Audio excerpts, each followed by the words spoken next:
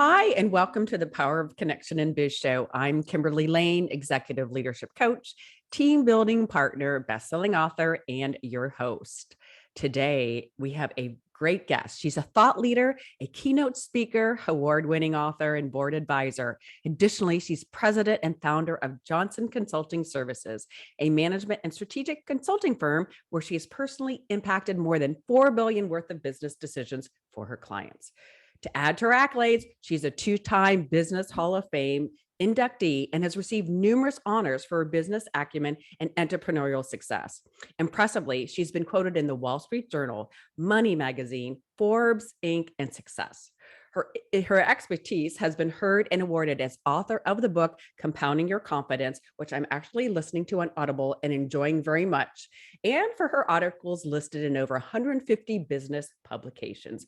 Please welcome our dynamic, entrepreneurial, and wonderful guest, Jill Johnson.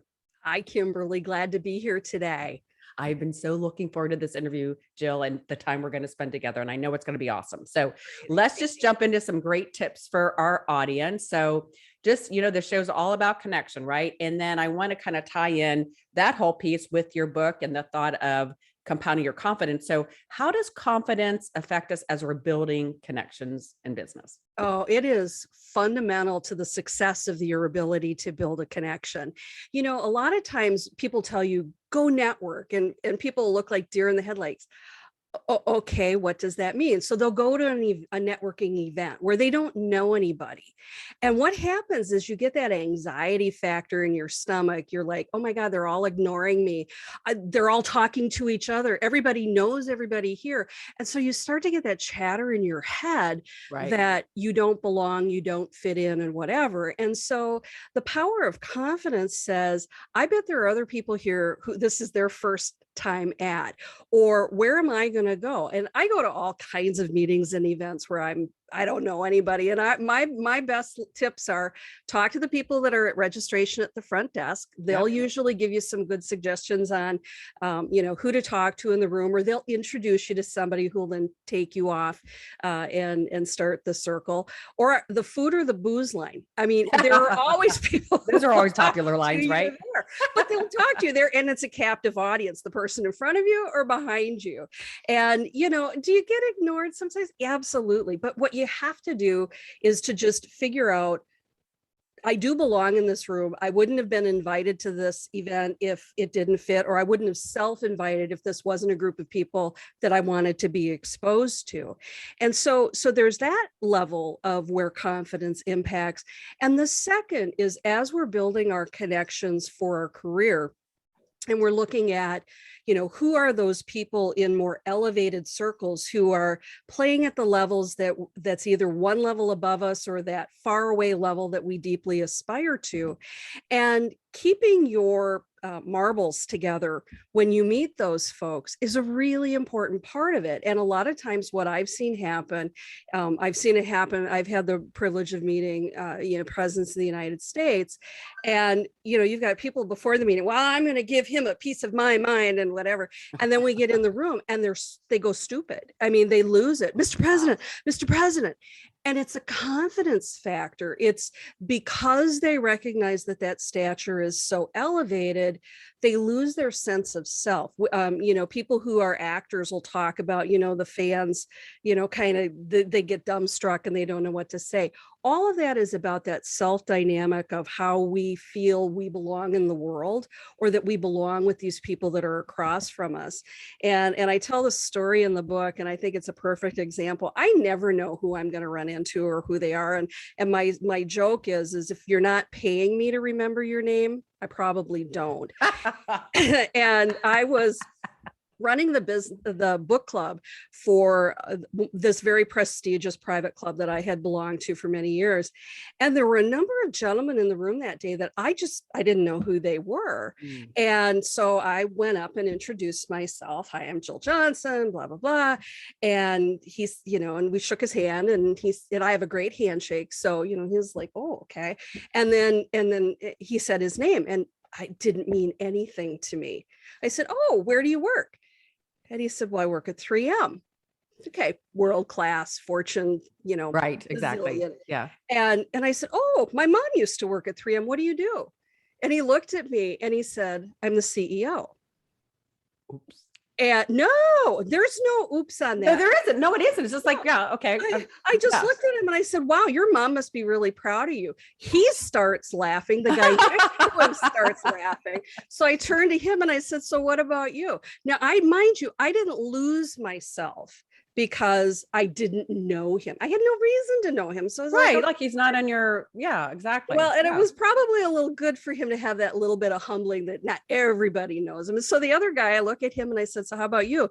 And he's like, well, I used to work at 3M. And I said, okay, what did you used to do? And he's like, I used to be the CEO.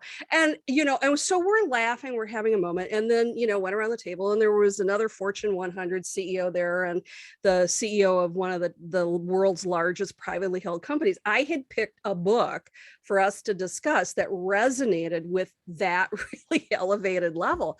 So then the question was, am I going to lose myself in facilitating the discussion? And I was like, no, this is my room. And it was so great. Afterward, Duncan McMillan, who was the CEO of Cargill, went to the club general manager and said, this is a world-class book club, because they knew it was my room and I didn't lose my composure. But I'll tell you, it would have been really easy to have lost my composure because, oh my gosh, I didn't know who this famous CEO exec was. And, and then I could have been diminished in my posture when I sat at the front end of the table for the discussion. And so the connection then that happens when you're in a room like that really helps you to define how you're going to connect with these elevated level people and how you're going to stay connected to yourself. And so that's where the intersection of confidence really comes into it, is being able to nimbly move within those strata of social class or positional authority and still know who you are. And it's a goal. Do I ever get ignored by people? All the time. And then I go to the bathroom and I kind of regroup a little bit, get back in there, and back I go. And I go stand in the bar line or the food line and find somebody to talk to.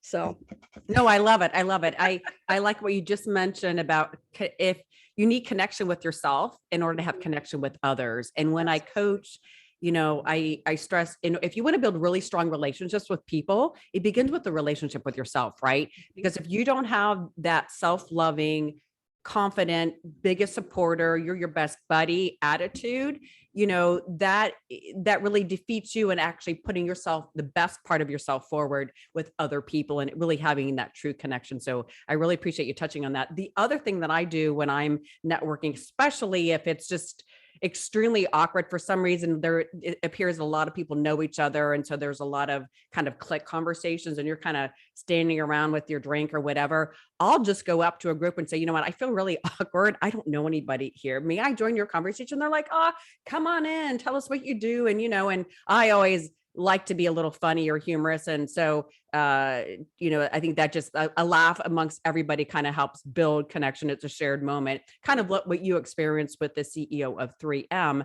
And kind of touching on that too, I think it was beautiful because they rarely probably have somebody that just speaks to them as a person. And they're people too, right? And even to the point they have insecurities too. They're vulnerable too. And so by you just acknowledging your mom must be proud, that's classic. Well, it was, it was one of those, you're in that moment and you're like, oh, that's why that name was kind of vaguely familiar. But, it's like, I just didn't care. Right. And I think that was for me, that was a freeing life moment, because I realized that I didn't have to be all twisted up in somebody else's prestige. And I've got a variety of people that I know and am connected to and who would return my phone call if I called, who, are Fortune 500 board members and, very, very high level in either in the government agencies or, in their industry. But I built relationship. So for me, it's not about, oh, I'm going to give a connection with you so I can ask you to do something for me. I can ask you to open a door for me. I can ask you to get me a job. I can ask you to do whatever. I build that relationship. And, for me, it's like the work will either come from it or it won't. But I'm exceptionally good at what I do. And so that kind of carries with me. But I'm looking at these people as people that I want to know and that I want to sometimes what they ask is for advice and they love giving advice. But when you ask them to take that next step, that's when it gets dicey. And I had a Mayo Clinic has been a longstanding client of mine for many, many years. And the former head of human resources, who was interim HR director for all of the clinic, served on the division board. So he knew me well, and I had built a multi-year relationship with him. And I had hired an intern who used to intern within the division that we were in. And she was amazing. And she had graduated and she was trying to get into Mayo for a job and just wasn't getting through the hoops. And so I just said, hey, I would really like you to take a look at her. I think she's amazing. I think she'd be a great addition to the Mayo team. And he looked at me and he said, people ask me that all the time. I'm like, yeah, I know.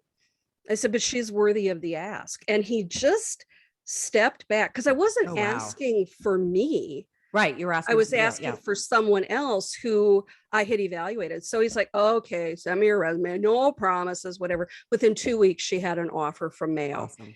And I talked to her and I said, first of all, you need to understand sometimes that's how it gets done.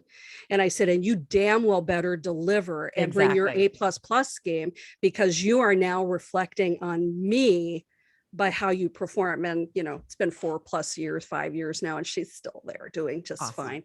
But that's because that's who she is. She just needed somebody to help open that door. And I think that's sometimes where your connections, when you've earned the relationship, you've earned the right for, perhaps it's some small ask, and it's always better if it's an ask for somebody else, or it asks for something innocuous, and you can say, here's why. Right. And it was so amazing to see, because he just looked at me and you could see him cogitating, because he's like, all right, I don't know if I want to, I'm not going to say yes for, because he doesn't know her yet. Right. And he doesn't know what he's getting yes to. And so, but here's the thing. He said, but I know you. He said, send me your resume. And so, because he knew I would never have said anything to him if she wasn't worthy, because I was protecting him. I would never have done that. And so I think a lot of it is just how, when we come into that moment, I know we had a situation with that same team, and the CEO for Mayo Clinic was at the event. We were nominated for our team division was nominated for an award. And so I went up to one of the handlers for the CEO, and I'm like, you need to get him over for a little bit of FaceTime and a group photo. That will mean the world to this team. And the handler just kind of was like, you have to. I mean, they're being recognized in a way tonight, and he's here. It would be really not cool if he didn't. Well, of course, the handlers then bring him over, and everybody at the table is just like, oh my God, but we got a great photo, and it was hilarious because most of the people at that table had no idea what I had done, but I took the idea that I could build that immediate connection, right, with somebody whose job it was to bring that CEO around the room. And I got, a life moment, if you will, a career moment, and better yet, a photo for my team. Priceless. Yes. And I learned that I served on a federal board for many years. And when I first got there, I was like, okay, so when are we going to do the photo with the administrator, who was a cabinet level appointment, appointee, and the president's cabinet? And they looked at me and they're like, photo? I'm like, hey, we got to get a photo with her. I mean, that would be a really good photo. by the end of the trip, of course, we had it. And so we went from, getting to know each other to getting that documented proof of the connection that we had. And it was great, because then I was on that federal board for 7 years, and every meeting we were having, group photos with whatever dignitaries we were connecting and meeting with. But it really became about recognizing, wow, we're in a very special and unique group. To be advising a member of the president's cabinet, that's actually a big deal. That's a huge deal. And they needed to make a connection in their own mindset about what that value was and how it represented. And so, for me, connection takes on a lot of different connotations. No, and I just want to advocate for our listeners. I'm going to put this in the show notes, but when we're going to talk a little bit more about her book, but I'm listening to it. It's just like the most powerful, because you, at such a young age, I think it was 21, 22, you just had this drive and this mindset you were going to achieve whatever you wanted to be, which was a management consultant at such a young age. And when women weren't traditionally in that role, let alone working in corporate America. And in just the story, I think I'm on the 6th chapter right now, but the storyline is it's just so beautiful and so empowering. And you talk about, I don't know anybody from Adam. No one, I come from poor beginnings in Wisconsin. That's where I knew your accent was from, like Wisconsin. I knew it. Nothing and nobody. And who's going to open doors for me, or how am I going to get those doors open? And so this whole ability to have confidence, to network and build relationships is vital in becoming successful. And hence my book behind me, Connections Change Everything. But my whole book is really about building relationships, because when you build relationships with people, the ask becomes natural, or the ask is simple and not so difficult. And usually the other person's willing and wanting to respond, validate if it's justified, right?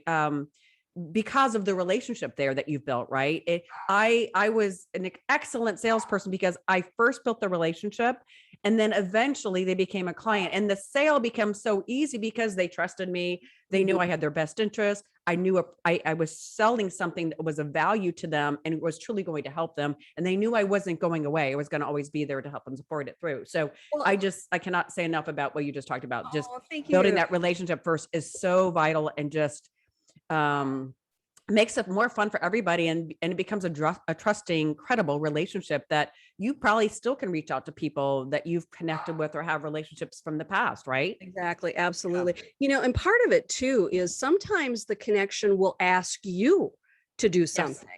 Yes. And, and a lot of times I hear from people, oh, I'm just too busy to take on that extra whatever. And the reality is if someone that you respect asks you to do something, if you can move heaven and earth to do what they've asked, it will give you long-term benefits. And, I got on that federal board because some people at that government agency that I had a decade and a half relationship with needed somebody that they could trust to recommend.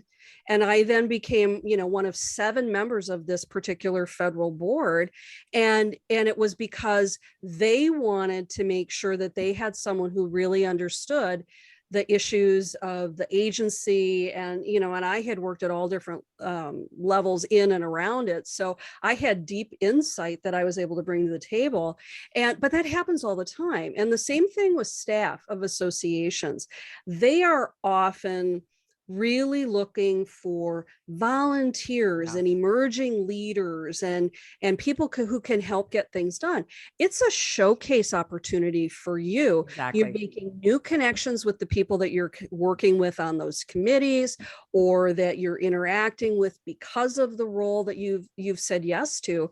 And the whole time you're practicing your skill mastery of, maybe it's speaking or building confidence when you're going into a strange room or whatever it might be.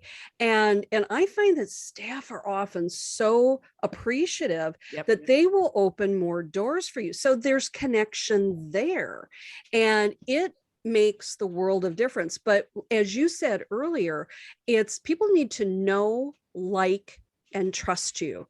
and then things will move along. And what I find in relationships is people skip, or connections is people skip the relationship part. Correct. And I'll get people on LinkedIn asking me to do a reference for them on LinkedIn. And I'm like, honestly, we have never worked together. Usually those kinds of, references, job references and things like that are usually, reserved for people that you've actually worked with. But let's think about who else in your circle might be a better person. So I take that, and instead of just saying no, I take it as a no and then a pivot, because I know for a lot of people, them asking me was a big deal, but I'm very approachable. That's how I am perceived by a lot of people, and they feel like they know me better than they really do. So lots of lines get crossed like that. And so I was trying to figure out some way to help. And everybody, please don't call asking for a favor. Buy my book and then I'll give you a favor. Right, exactly. There you go. Exactly. So I'm going to talk about something in your book that was an interesting concept. It was when you were in gymnastics, and obviously I was very impressed by your dedication on going through coaching every night and doing your homework in the drive, and practicing your clarinet too in the car. I thought that was impressive. And but you had set a goal to get to the state, I guess, state championship or whatever. Yep. And you had written on every single sticky note you could put anywhere in your books, in your book bag, your lunch, about, I think it was, I can, I will, I am, and I'm going to. And yay, see, you really did listen. Yes. I love it. Yeah, I can. Well, because it resonated with me, because when I was trying to get through a difficult point in my life and rewrite the tapes in my head, I would write down on note cards, like 3x5 note cards, just these mantras, and recite or walk around the neighborhood and recite them, and just to kind of ingrain them in my head. And so I want you to talk a little bit about the power of that from a neurolinguistics perspective, but then I also want you to talk about what you learned out of that scenario that was kind of eye-opening about goal setting or setting your confidence. Do you understand what I'm talking about? I do. I know where you're taking that. Yeah. So the thing is that we can program our mindset. And so we can program it by the words that we use, the songs that we listen to, the people that we put ourselves around, and the things that are said to us.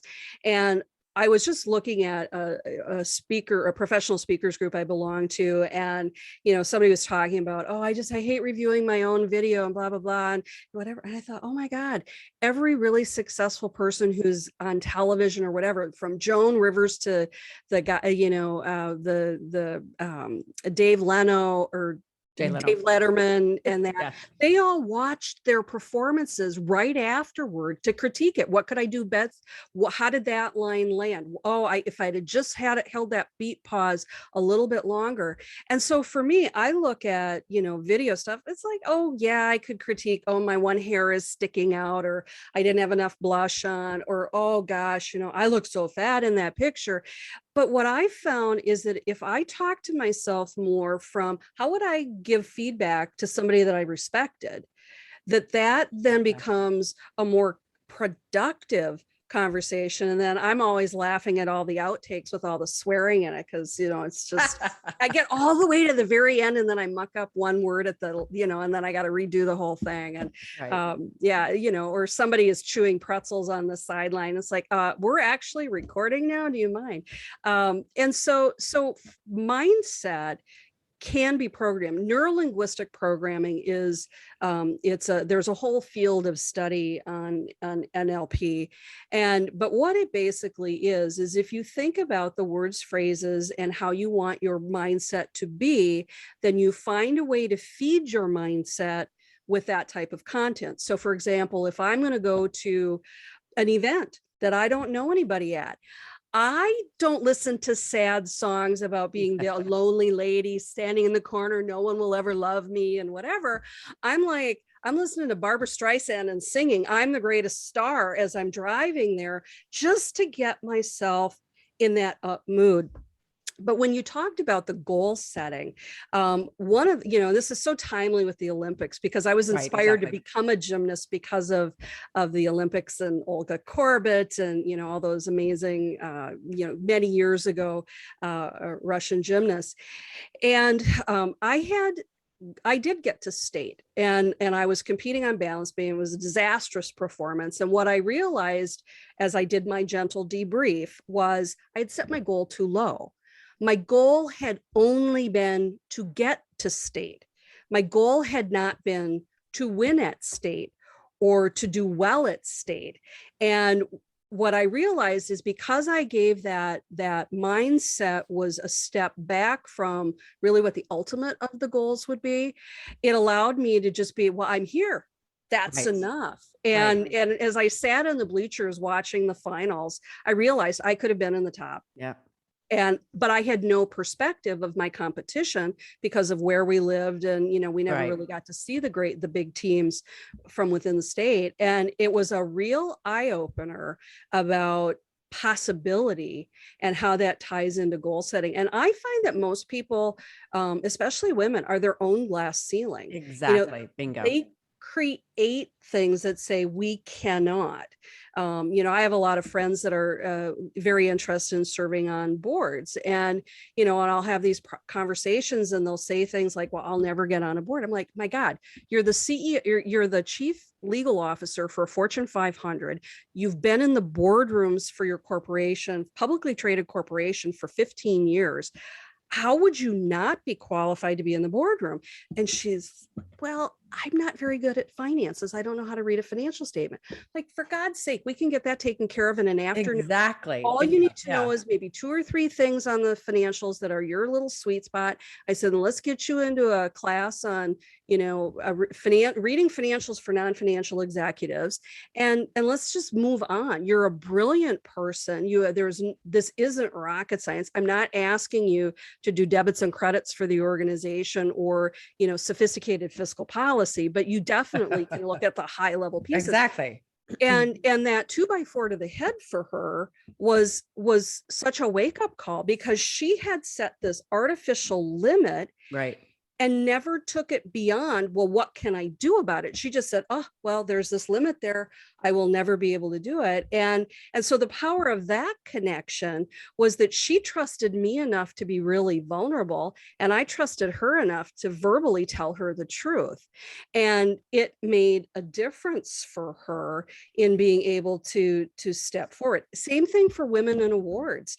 They think they have to be, the highest nosebleed level in order to be considered. And it's like, there's all sorts of awards that will recognize the accomplishments that you have now, or that you could have in a year.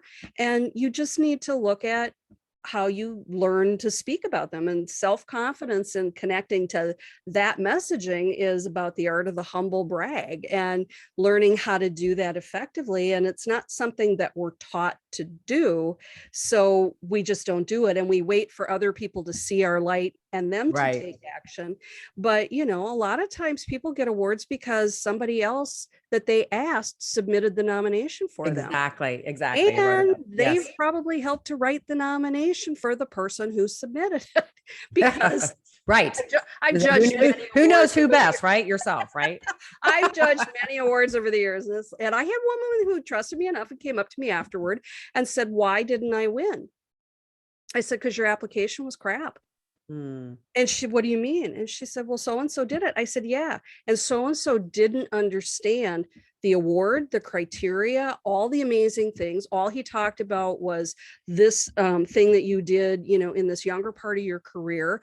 And I said, and that didn't match what the award criteria was. And she just looked at me, her eyes were like, big saucers. Right. And she won the award the following year. Yep. Because it was a much better submission. But yet those awards can be career elevators for people. They can get you noticed by other people within your enterprise or within your industry. When you change something on your LinkedIn profile and it goes out to all your peeps, see, oh, there's been a change in your profile. And, there's all sorts of things. And then allowing people to congratulate you. I think a lot of people are like, oh, I feel so self-conscious because I did something wonderful. I'm like, hey, step in that light and embrace it. Exactly. Shine in that moment. Don't step out of the light. Women do that. It just, yes, it's just, it's first, create that, think of the dream and then create the possibility. And that's, I think, where that neurolinguistics can really help. And then, then verbalizing what your dream is and your possibility to your contacts, your connections, and you'll be amazed about how they actually may volunteer ways they can help you, right? Like nominate you for an award, right? Well, I share a story in the book where I talk about, I have a 4-octave singing voice, and I studied voice when I was a young professional because I was trying to face all my fears, and I'd had a bad failure in front of an audience where it didn't go well. We'll just leave it at that. And so I was studying with this Ukrainian opera singer, and she was amazing. And she had performed at Carnegie Hall when she was in her mid 40s. And I said to her, "Oh my gosh, weren't you scared?" Because of course, that's how we think, right? You would be scared to perform at that level. And she looked at me, and as only an opera singer can, she said, "No, I knew I belonged on that stage." Ooh. And I just didn't. Wow. I had a really hard time taking that in, but I knew her. I trusted her. There was a deep connection with her. So fast forward probably another 20 plus years, and I'm standing on the sidelines getting ready to walk across the stage to receive a really important accolade from one of our business publications. And she was in my head, and it was like, I belong here. I have earned this. And so I walked out on the stage. And of course, by the way, I had practiced walking on my deck on both sides, looking at the audience, because I'd been there the year before, and I saw that everybody looked at the awards people. So their heads were facing, the back of their heads was facing the audience. So not me. I walk out and I am full on looking at the audience as I'm walking over to get the award. But it was like, I'm going to take my 1 minute and I'm going to bask in the applause. I'm going to let the TV celebrity who was doing the intros, speak all these great words about, my accomplishment. I'd pose for the pictures and I'd walk off, but I belonged on that stage. Awesome. I deserved to receive that accolade. And that's how when you've truly connected to that deepest part of yourself, is when you belong. And I think we talk ourselves out of belonging all too often. And, like I go to group meetings, and there's always little cliques, but here's the truth. There's lots of people there who are more interesting than the little people who can't go past the one person that they know in the room. Right. So they're attached and bonded together because they're not confident enough to open their, relationships up to meeting other people. And so I'm like, yeah, okay, you can be off on your own. I'm going to go find the people in this room who are open to that new connection. And so, sometimes it's a little awkward till you get there. And then all of a sudden you slip in to that right little group. And all of a sudden you feel like, wow, I'm home. These are people that I'm going to know for a while. I'm going to know these people for more than 5 minutes.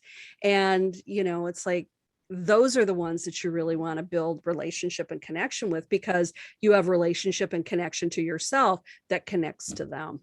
No, exactly. It's I think it's a missed opportunity if you're in a room and you don't reach out to, say, at least 3 people, because everybody has a story. Everybody has something fascinating about them.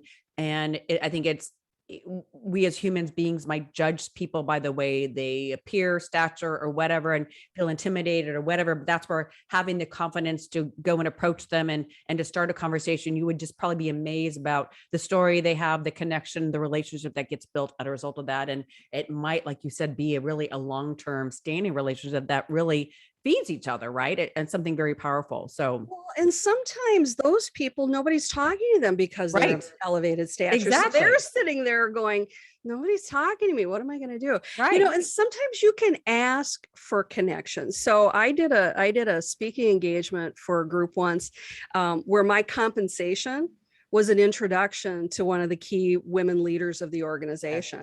And she was, I use nosebleed level and beyond. I mean, she was amazing.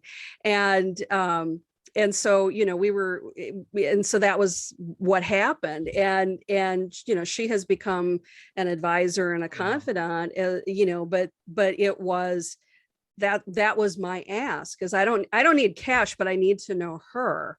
And so sometimes you can find those ways to navigate, and where people be like, yeah, I can't pay you money, but yeah, I know her well enough that I can ask her to talk to you or meet you at some event. And then, it builds over time that, she didn't just meet me and love me and go, oh, I'm going to be, your advisor or whatever. It's just somebody I got to know. And I've never asked her for anything. Wow. It's not an essential piece. And I've got several other people like that who are women of great stature that I just respect and am glad to be able to learn and to share with them. And for me, that's enough. Could I ask them to open some doors or help me get on a board or things of that nature? Of course I could, but I choose not to. Right, exactly. Yeah. Because I don't want them to feel like I'm using them and that's the only reason for the relationship. And I think people do that on LinkedIn all the time. All the time. They'll do a connection, LinkedIn request, and then, they'll write some little paragraph or whatever. Oh, I saw your bio and it was so amazing. I thought it would be good for us to connect. I'm like, fine, sure, I'll connect. Right. But then they'll jump. Yeah. And then they're like, oh, can I set up a meeting with you to show you our portfolio of what we could do for you and your company? And it's like, first of all, that service, if you even looked at my bio, clearly doesn't relate. Yep, right. Yeah. And we don't do that. I never hire that. And I don't hire service professionals like this that I haven't gotten to know. I mean, I don't trust you. So why would I do that? Or people on Facebook. I got into a Facebook group on online courses, because I'm in a learning phase on that. And this lady was like, so tell me your biggest issue with this. I'm like, I'm not telling you my big problem because I don't know who you are. I tell those things to people that I trust, and you haven't crossed that Rubicon yet. So, and what I encourage people is go ahead and make the LinkedIn connection. And then here's how you build a relationship.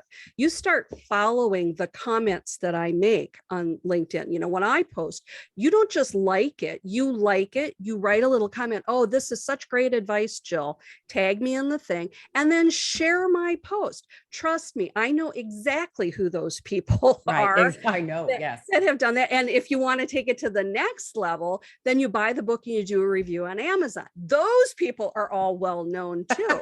and so, I mean, it's all those kinds of little pieces of the dance that help us, move in and move closer and move forward together, is where that real connection comes into play. Awesome. No, this is just a wonderful conversation. We're ending near the time of the end of our time together, but sure.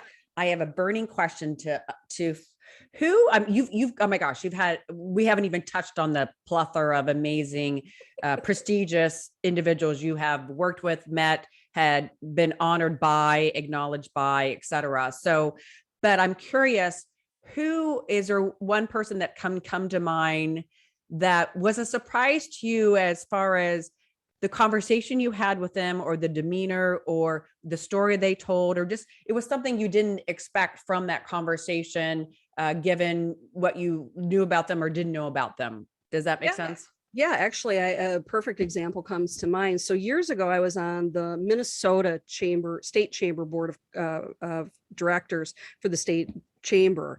And as part of that, I got a chance to meet with all these other amazing board members who were there. And there was a gentleman by the name of Henry Crystal who had founded a multi-chain restaurant called Embers. In some markets, you probably have Perkins or Applebee's. Okay, that makes sense. And so he had created a chain restaurant, and it was multi-state, and he was very, very successful. And so we were at a board retreat, and I had opportunity to talk to him, and he didn't know me from Adam, but he knew I was on the board. So that made me worthy of equal discussion.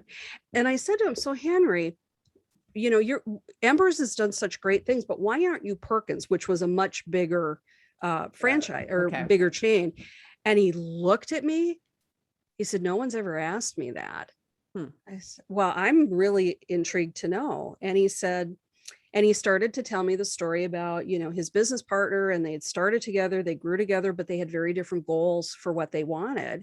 And he wanted to grow and expand, and his business partner was content with where they were. Mm. And so, he bought out the business partner and, had his own thing, but there were definitely cash implications to having bought out the business partner and all of that. So it became this, on the surface was a very simple, innocuous question, actually was a really deep connection question that hit to the heart of things that really mattered to him. Yeah. And so we had this, really amazing, very long conversation, not a 5-minute or like I think he thought it might be. And then we just sat down and we were fully engaged for most of the rest of that evening, to the point where people were coming around going, Henry, come on over to the bar. He's like, I'm good. I'll talk to you later. And because he was engaged in the moment. And for me, it was such a great moment of learning. Wow. Yeah. That I have since shared with clients. I use it, the insights that he shared with me in my own business. And, he was an extraordinarily successful serial entrepreneur. And, he took the time to talk to me because I connected with a question that lit him up. And it was very just personal. Yeah. Because I wanted to know. And I thought, well, worst he can do is not answer me, or he'll give me a superficial answer. And, but I got a magical insight. No, that's, oh my gosh. Yeah, I'm sure you have wonderful, more wonderful, insightful stories. And I'd really love to have you on again in the future, if you're okay with I'd that. love to come back. Absolutely. Yeah. Excellent. We can talk about the power of questions in connection too. Okay. I like that. Wonderful. So absolutely. Perfect. So to our wonderful listeners, thank you for all your wonderful reviews. Thank you for subscribing to The Power of Connection in Biz on YouTube, and to a delightful Jill Johnson. Thank you for this time together. Oh my gosh, such a joy, so much fun. You'll find her contact information in the show notes, and also access to her book, Compounding Your Confidence, on Amazon. Thank you, Jill, for the time today. Oh, thanks, Kimberly. It was my pleasure. I really enjoyed what we talked about. Oh, me too. Remember, connections change everything.